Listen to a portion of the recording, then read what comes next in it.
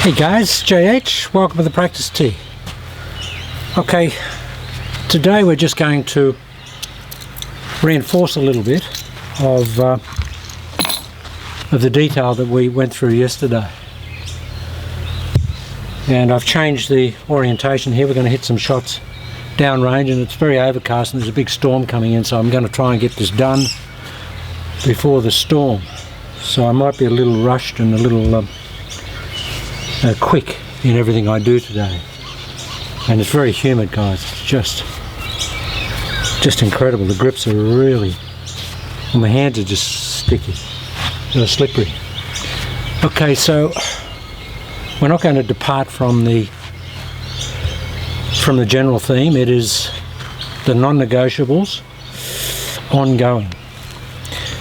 The reason I want to do some shots down range or down the line is so that A, you can see how compact my backswing is, how connected I am in the backswing, and how on plane I am all the time. I don't have any basically variation in plane. I don't have an underplane, I don't have an overplane. It's basically just a consistent, very consistent plane. So when we were talking about the pelvic section compression in the pivot, you might be able to see it a little better down the line, because once I'm at this position here at the top, this basically stays here. The arms are very, very passive, and the lower body, and particularly this area here, moves this way, so it actually pulls the arms down into the shot, what I call basically a pivot load. The pivot is actually activating the arms. And with a bit of luck today, with that cloudy sky there, and there's no shadows, you may be able to see a little bit of ball flight. And the extraordinary thing about this, guys, is that this type of action produces very passive hands, and if your blade is square at address, it will be square at impact, because there's no real manipulation of the arms or the hands coming into the ball, because the pivot is doing the initiation and the motivation for the hands and arms to get down there. There's none of this. There's no rolling, and of course we then get a chance to really hold that angle. So we'll just hit a couple of 6 irons.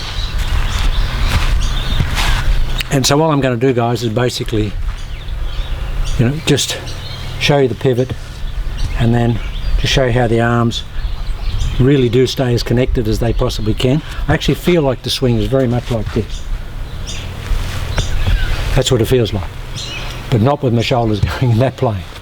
With my shoulders going in that plane. At the end of the day, guys, the right shoulder must go down in reverse fashion to what the left shoulder does in the backswing. If the left shoulder is doing this in the backswing, then the right shoulder has to scribe essentially the same arc to keep the club on plane. If you watch this here and then here, the club has a chance to track down the plane and inside the plane. But if we take the shoulder this way in the backswing, and then we return that shoulder and with the right shoulder or the trail shoulder following, you watch where the arc of the shoulder plane is. It's that way, because the shoulders are turning way too horizontal. So we have to have a bit of pitch in the shoulders, guys, and I neglected to tell you that before. So we're just going to have a look at, I've got these new Japanese grips on the clubs here, and I just picked them up, and they're those Iomic thermoplastic ones, and because I don't wear a glove anymore, and I'm quite a sweater, they really do become a bit slippery. Okay, so it's going to be basically this guy. the arms are going to be really passive.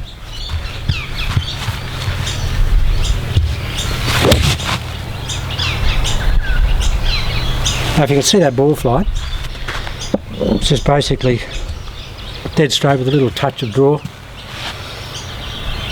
I think I can get my clubs probably another degree flatter, which will take that little 2-yard draw out. But most of you guys probably like that, but I don't. I just like it all dead straight. Most of the time I do hit it dead straight.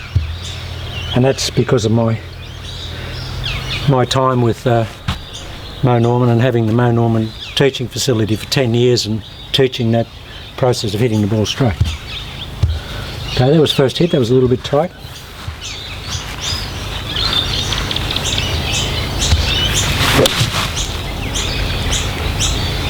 See this here, guys? That angle's still retained. I don't know if you can see down there, but there's a flag down there on the right at about 170 metres. I'll just hit it in that direction down there because there's a tree here on the left and it'll probably block out the flight. That first one you may not have seen it, so that's why I've gone down the right a little bit.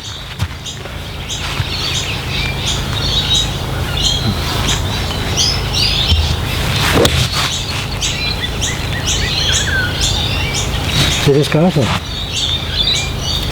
So that's almost taken the flag off the flagstick. And right over the flag. Hard to hang on to the clubs. Wow. Humidity be 110% at the moment. It's terrible. Here it is, guys. Here. Keep really connected. Fire that pivot. Take it back. Fire that pivot.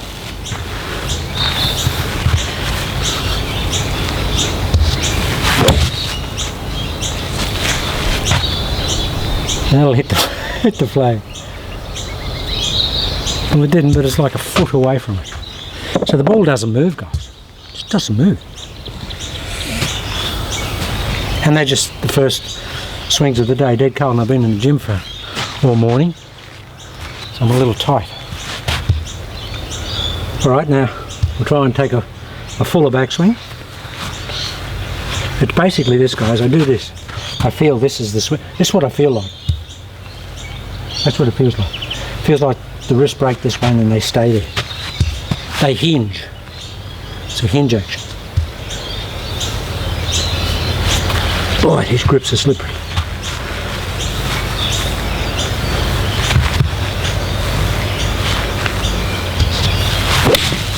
Wow, that was good contact.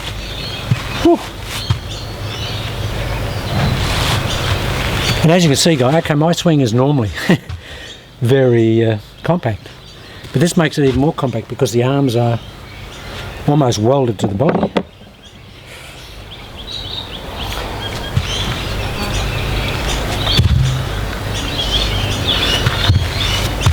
Sure, the further the club travels, the more speed you'll get.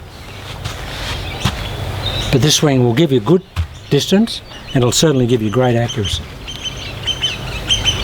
All right, we'll take this back a little bit, but really give this a bit of a hit.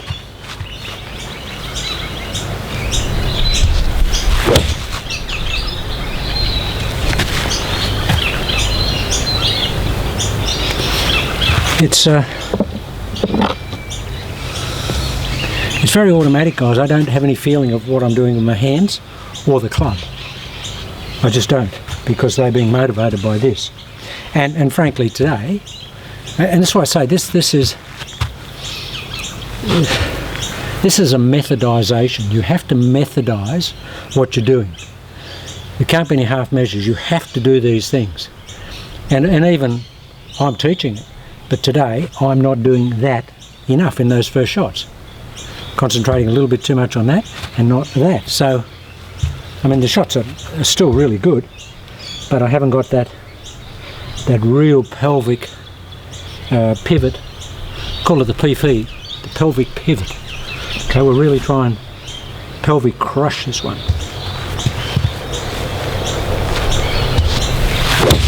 Oh, see, guys, there's plenty of power in that. That's flying, that flag down there, just flying. And that's a very compact little swing, isn't it? But if you slow this video down and caption frame it, you'll see, man, I just don't change plane. I can't change plane because I do this. Everything's here. Now this is just a wedge. Just hit a couple of shots down here, but they're probably, with these balls, probably 115 metre carry. Just little, you know, smooth little wedges.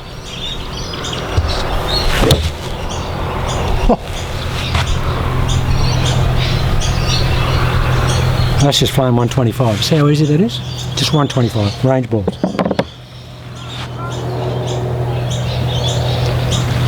Okay, they're brand new range balls. They're not bad, but that was a bullet. It's just landed right beside the 125 flag. Okay.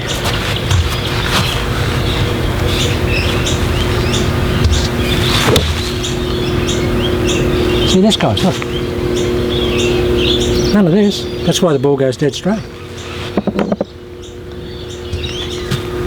That's why it goes straight. Just the way to learn it. Just get a wedge.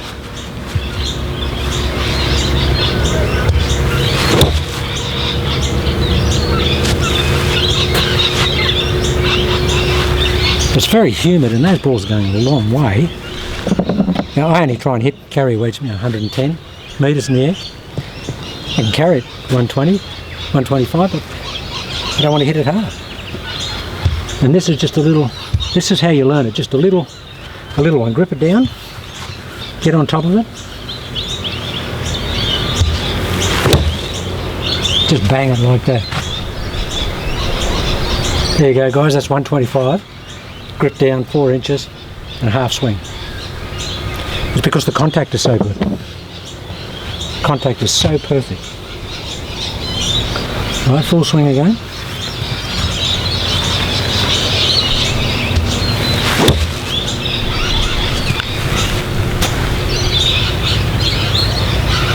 So that's crazy. That's gone 9-iron distance. Now I'm really strong in the forearms, upper arm, chest and back. That's the type of training that I do. And I can do, for me a short swing's okay because I can really use my strength there. So I can hit a little shot and I get really good contact.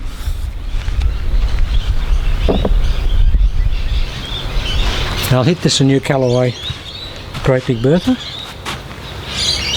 and this is going to be a brand new Lost golf ball because this will fly straight into the river down there, which is about 220 metres to carry it into the river, and it'll do that without much trouble. And guys, the same thing, it just feels like a wedge. Wow. I'll tell you when it comes down. Now. The same principle, guys. It's the same amount of connection. Gee, these are good drivers. Same amount of connection here, and just reconnect, and just bang, bang, keep this here. That was just a wonderful ball flight. Okay, let's keep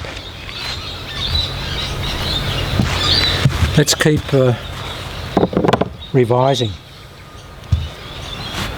How do we learn it? Pressure points. The back fingers. The lead thumb on the side of the shaft. On the side of the shaft.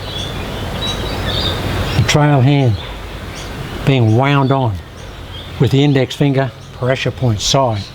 So everything's on the side of the shaft, guys. We're siding it. Side. And that's what I feel. And the pelvis pulls that side motion into play. If you don't really, get down like this, sort of feel like the pelvis is doing that squashing that way, then you won't have the side effect. Well, just to hit a little one down here, that bunch, that little garden down there is it's about 80 metres. We'll just grip it down, and we're just going to really just take this up and just pelvic crush it.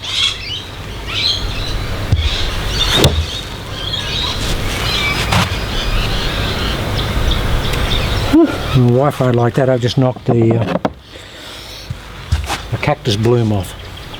So it's gone straight there. That's gone within a yard of where I aimed it. See how easy that is? Okay, we'll actually have more pelvic crunch on it.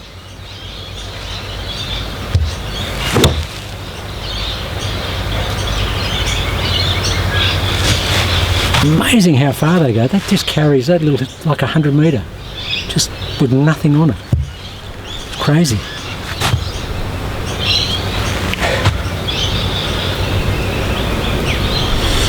Now guys, this is a special teaching mat. This is a very, very tight mat. This is like hitting off the tightest fairway you can find. And it's a special mat. Doesn't do you any favours. And for the students it's a bit tough, but it makes them good ball strikers. Alright, now we're warm, we'll just full compression, full connection here. Plenty of right trail shoulder down. I don't want to say right and left shoulder because, you know, when left-handers look at it, if you say right shoulder or left shoulder, what are you talking about, Jane? So it's trail shoulder and lead shoulder. So okay, we're going to make sure that as we take it back, the left shoulder moves this way on the downswing. With our pelvic compression, the right shoulder moves that way.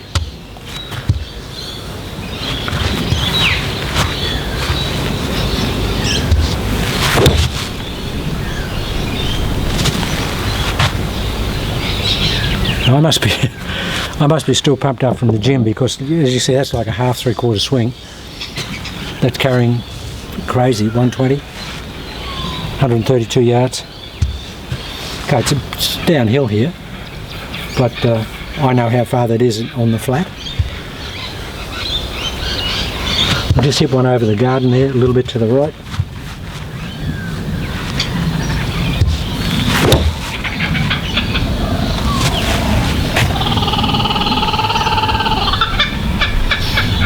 Guys, there's so much in this, and it's exactly the same process from wedge through 5-iron, 6-iron, 3-iron, rescue, it doesn't matter. Driver, I feel the same. The only difference with the driver, so I'm lucky, when I set up to the ball, I set up exactly the same. I have the same amount of connection with the driver as I do with the wedge. I feel like that. The only difference is the club's a bit longer, so I'm a bit further away from it, but my hand position is exactly the same. I don't do any of this stretching, and that's what makes me consistent. It's just, yeah. A little one, we'll just get a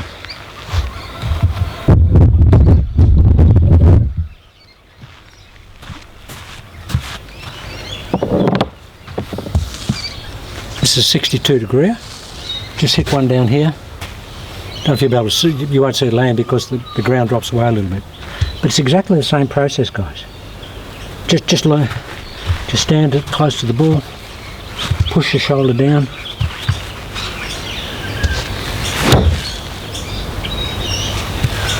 Look at this. So much spin on that ball.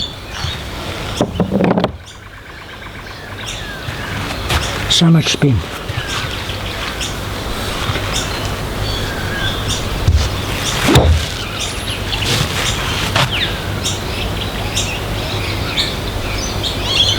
Now they're silly there. Half shots with lots of compression, carrying about 70 metres and with nothing on it. Smaller one, just one here. Just over the ridge here.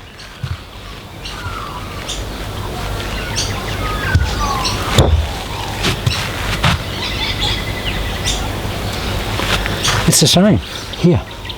You're always going to hit it straight. Even when if you're going to hit a little running chip shot, you wouldn't do it with a lob wedge, but just get it back in the stance, same thing, and just hit it with your belly button or with the bladder.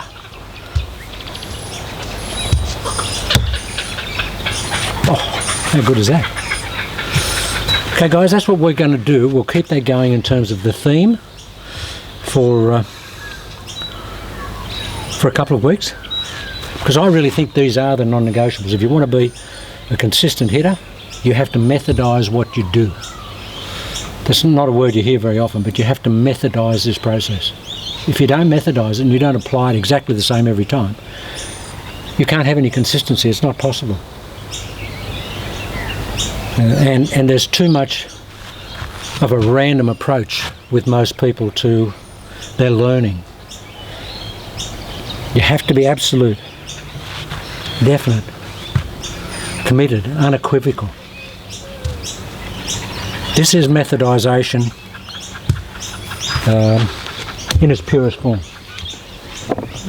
We'll just finish off. We'll hit another brand new range ball into the water. Hope there's nobody down there fishing in the bay today.